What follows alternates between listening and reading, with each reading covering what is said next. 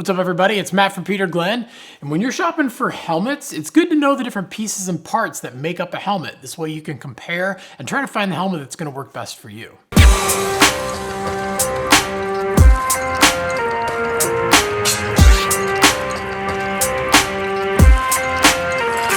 So helmets are a pretty staple piece of equipment in the industry these days. I always say that nothing below your head works if your head doesn't work, so it's good to protect that thing no matter what you're doing. And when it comes to the construction of these things, there is a lot that goes into them, but it actually is pretty simple. So starting with the meat and potatoes of the helmet that really protects you, it's gonna be the shell and the inner foam liner. The shell's usually made out of a hard plastic, and then you usually have a foam on that inside liner. And this is basically the part of the helmet that's there to take up all the impact and the part that's meant to get destroyed so your head doesn't. There's two main constructions. We have the hard shell construction, where you basically have a piece of plastic and a piece of foam on the inside, and those two are mounted together. And then you have your in mold construction, which basically the shell and the foam is actually kind of fused together as one. And there are some companies out there that actually do have hybrids where you're gonna get a little bit of both. Basically, that in mold construction does give you a very, very lightweight construction, and they can really mold the helmet exactly the way they want it. And then the hard shell construction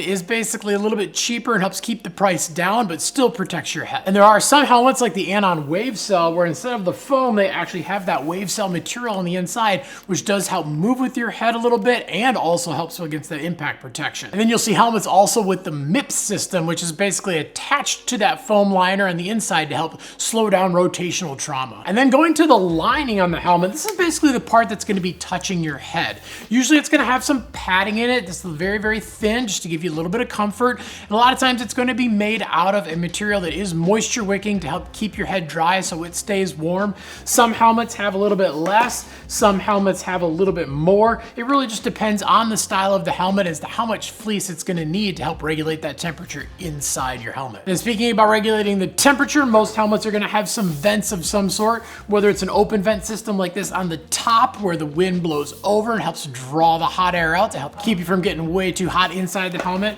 Or sometimes you'll actually see these vents on the front of the helmet as well as the top or the back. And these are basically there to guide air in the helmet and down through your goggles to actually help keep your goggles clear too. And then on top of that, you're gonna see a lot of helmets that are actually gonna have vents that can be opened and closed very, very easily, even when you're wearing your gloves. And then down to the last piece of equipment that every snow helmet has to help keep you warm, we have the ear pads. You know, most people don't really complain too much about the top of their head being cold. It's usually about your ears. And that's what the ear pads are mainly there for, is obviously to just keep your ears warm.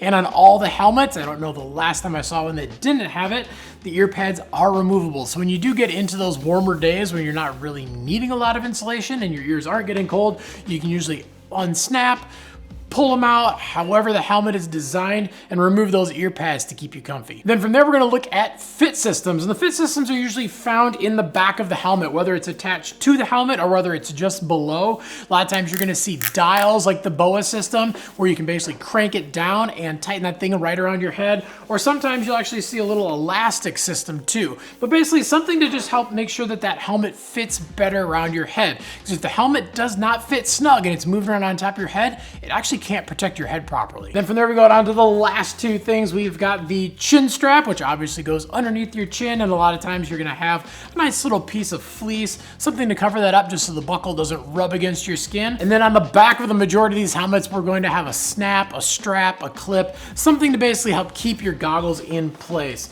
Obviously, most of the goggles do have silicone on the back to keep them from sliding up and down, but these are just there, again, just to help keep your goggles from moving around on top of your helmet. So there could be some extra little things here and there and some variances from helmet to helmet depending on the company and depending on their technology, but those are all the main pieces and parts that are going to go into just about every single snow helmet on the market.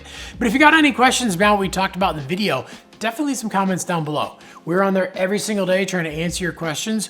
We want to make sure we can get you into some rad gear, but most importantly, we want to make sure that it's actually going to fit you and protect you properly too. Also, make sure to like, subscribe, and definitely get that notification bell on too so you can find out when all the new videos drop. And grab yourself a new helmet from peterglenn.com and get out and ride, because any day of riding is a good day of riding.